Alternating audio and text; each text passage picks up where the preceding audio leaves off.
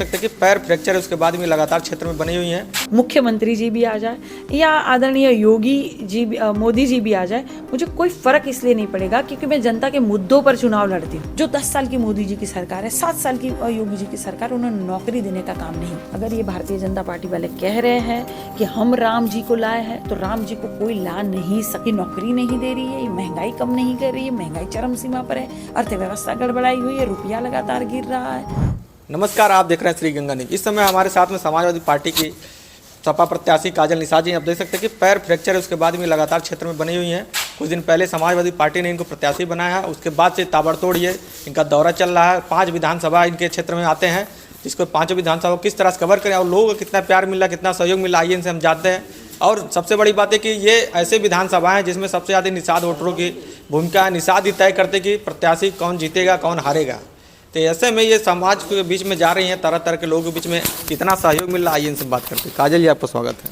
बहुत बहुत धन्यवाद पत्रकार भाई, बहुत बहुत धन्यवाद। सभी दर्शक मित्रों को प्यार भरा प्रणाम और नमस्कार करती हूँ। कोटि कोटि धन्यवाद करती हूँ अपने शीर्ष नेतृत्व का कि उन्होंने मुझ पर भरोसा किया और लोकसभा की प्रत्याशी बनाया है। धन्यवाद करना चाहती हूँ आप सभी का इसलिए भी क्योंकि कोई भी मैं चुनाव जब मैं लड़ती हूँ तो आप सभी मेरा सहयोग प्यार आशीर्वाद देते हैं, हमेशा ही मेरा साथ देते हैं। इस बार भी आप सभी को मेरा साथ देना है क्योंकि मैं लगातार चल रही हूँ। अभी देखिए, आप कहेंगे रात को लगभग 9:30 बजने जा रहे हैं और मैं फिर भी अपने क्षेत्र में चल रही हूँ। आप सभी को पता है कि मेरा पैर फ्रैक्चर है, पैर में दर्द है और लगातार दवा खाकर भी चल रही हूँ। और कुछ दिन मैं लाठी से चली हूँ और जब लगातार मुझे चलना पड़ रहा है तो मैंने व्हीलचेयर भी ले लिया है क्योंकि मुझे रोक नहीं सकता कोई। आपके बीच चलने से और आपकी समस्या का समाधान करने से, आपके लिए आवाज़ उठाने से मुझे कोई चोट नहीं रोक सकती हूँ। मैं लगातार ऐसे ही चलूँगी, बस आप सबको मेरा साथ देना है। देखा जाए जैसे जैसे चुनाव नज़दीक आ रहा है वैसे वैसे सरगर्मियाँ बढ़ रही हैं। अभी कल गोरखपुर के आपके शहर विधानसभा के आपका विधानसभा में एक शहर विधानसभा भी आता है। 17 पार्षदों ने, जिसमें निर्दल थे, कुछ बीजेपी के थे, कुछ सपा के थे। बीजेपी के तो मान लीजिए पहले थे ही जो लोग बीजेपी में हैं, जो निर्दल अधिकतर थे। कुछ लोग जीते हुए थे जो बीजेपी में नहीं जा पाए थे। और सपा के विश्वजीत त्रिपाठी हैं जो कि बड़े नेता माने जाते थे, उन्होंने कल बीजेपी ज्वाइन कर लिया। आपने भी देखा होगा, आज अखबार पढ़ा होगा। हाँ, मुझे भी ये खबर पता चली है।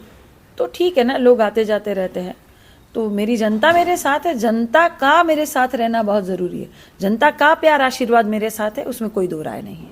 अच्छा, इससे कोई प्रभाव पड़ेगा आपके चुनाव पे? कोई प्रभाव नहीं पड़ेगा। मेरे सामने तो कोई भी आ जाए, या माननीय सांसद जी, मौजूदा सांसद जी वो भी आ जाए, मुख्यमंत्री जी भी आ जाए या आदरणीय योगी जी मोदी जी भी आ जाए, मुझे कोई फ़र्क इसलिए नहीं पड़ेगा क्योंकि मैं जनता के मुद्दों पर चुनाव लड़ती हूँ। मैं जनता को मुद्दे दिखाती हूँ, लाइव वीडियो के माध्यम से दिखाती हूँ कि सरकार की करनी और कथनी में कितना अंतर है। देखिए कहाँ सरकार जुमला छोड़ रही है, कितना झूठ बोल रही है आपसे। देखिए, मैं सारी चीज़ें आपको लाइव वीडियो के माध्यम से लगातार दिखाती हूँ, ज़मीनी हकीकत दिखाती हूँ। तो जनता के मुद्दों का चुनाव है, जनता वर्सेस सरकार का चुनाव है, कोई फ़र्क नहीं पड़ेगा। मेरी जनता मेरे साथ है। जो महापौर चुनाव में धांधली हुई है उसका जवाब देने के लिए जनता एकदम तैयार है। देखा जाए, सबसे बड़ी बात, जब से चुनाव नज़दीक आ रहा है, अभी कुछ दिन पहले नीतीश कुमार ने बीजेपी ज्वाइन कर ली है। अब जयंत चौधरी जो कि सपा के सहयोगी रहे हैं, इंडिया गठबंधन में बड़े नेता माने जाते हैं, अब वो बीजेपी में जाने की चर्चा चल रही है। तो इससे इंडिया गठबंधन को कितना झटका लगेगा? कोई झटका नहीं लगेगा। इंडिया गठबंधन तो हमेशा ही जुड़ेगा इंडिया और जीतेगा इंडिया। लोगों का भरपूर प्यार, सहयोग, आशीर्वाद मिल रहा है और ये लोकतंत्र का ये चुनाव है। जैसे हम कुछ दिनों से जो है पीडीए पखवाड़ा चला रहे हैं, आदरणीय माननीय अखिलेश यादव जी द्वारा ये पीडीए पखवाड़े की शुरुआत हो गई है। हम लगातार जितने भी समाजवादी भाई बहन हैं और जितने भी वरिष्ठ पदाधिकारी है, कार्यकर्ता है, सब मिलकर हम पीडीए जनपंचायत करते हैं। जाके चक्की चौराहे में, मोहल्ले में, गलियों में नुक्कड़ सभा करते हैं और गांव-गांव, देहात-देहात जा रहे हैं। विधानसभा वाइस में लगातार अलग अलग जगह जा रही हूँ। पीडीए जो है एक लोकतांत्रिक जनबंधन है, इसमें सभी लोग शामिल हैं। इसमें पीडीए का अर्थ होता है कि पिछड़ा, दलित, अल्पसंख्यक, आधी आबादी यानी महिलाएं, ए माने आदिवासी, ए माने अगड़ा जो परेशान है, और इसमें बौद्ध धर्म के लोग, सिख धर्म के लोग, जैन धर्म के लोग, सभी लोग इसमें शामिल हैं।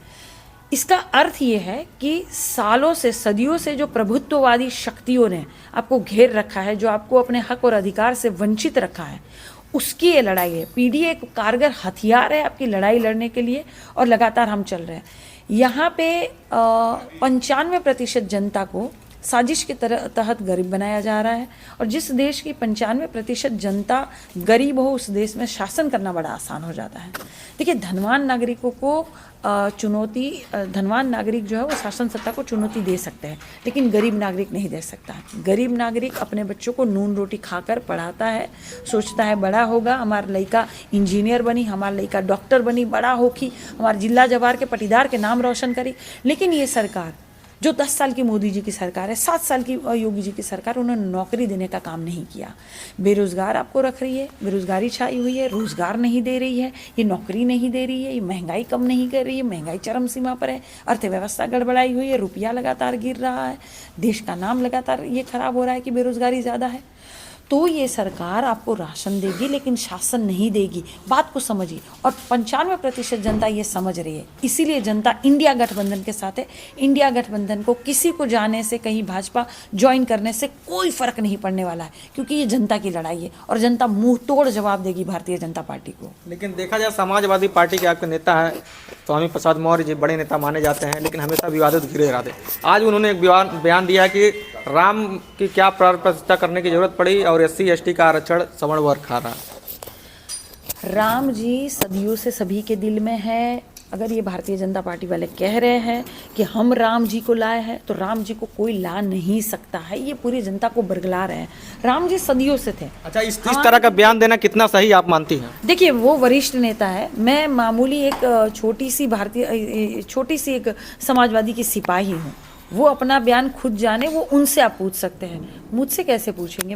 जबकि अखिलेश जी हमेशा कहते हैं कि इस सब चीज़ों के बयानों से बचना चाहिए।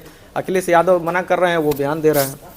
वही तो कह रही हूँ कि ये शीर्ष नेतृत्व ही निर्णय लेंगे, इस पर टिप्पणी करना मेरा ठीक नहीं होगा। लेकिन इस तरह के चुनाव पहले बयान देना, क्या चुनाव प्रभाव नहीं पड़ेगा सनातन जो लोग हैं? क्योंकि आपकी पार्टी, आप कहेंगे सभी लोग को हम लेकर चलना है, हमारे शीर्ष नेतृत्व ही बताएंगे, आप उनसे जाके पूछ सकते हैं। अच्छा, ये बताइए, अपने विधानसभा लोकसभा की जनता से क्या अपील करना चाहेंगे? यही अपील करना चाहूँगी कि मेरा साथ दीजिए, सहयोग दीजिए, आशीर्वाद दीजिए, स्नेह दीजिए, प्यार दीजिए, प्रेम दीजिए। मुझे आपके साथ की आवश्यकता है।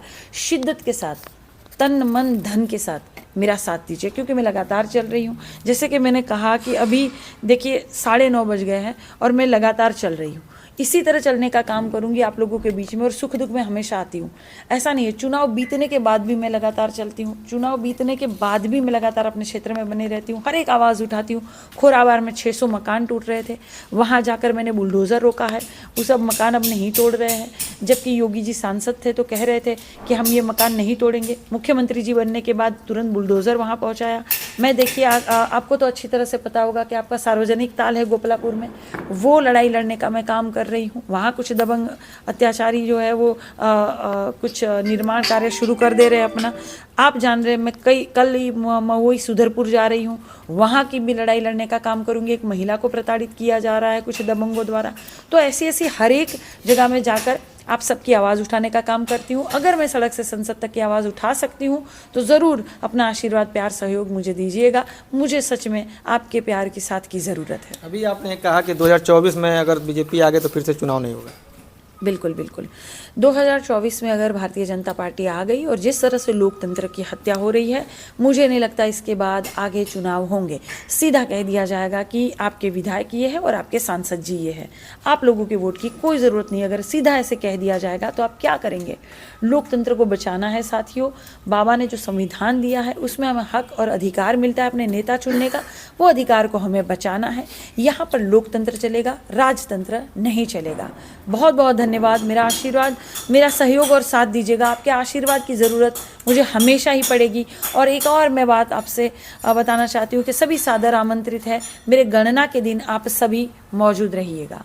बहुत बहुत धन्यवाद। ये थी काजल निषाद जी, जो समाजवादी पार्टी की लोकसभा प्रत्याशी, जिन्होंने साफ तौर पर बेबाकी से जवाब दिया, हर सवालों का जवाब दिया उन्होंने, और लोगों से अपील भी की है चुनाव को लेकर। अब ये देखना होगा कि चुनाव में जीत किसकी होगी। श्री गंगा न्यूज़ के लिए अंकित साहनी, गोरखपुर।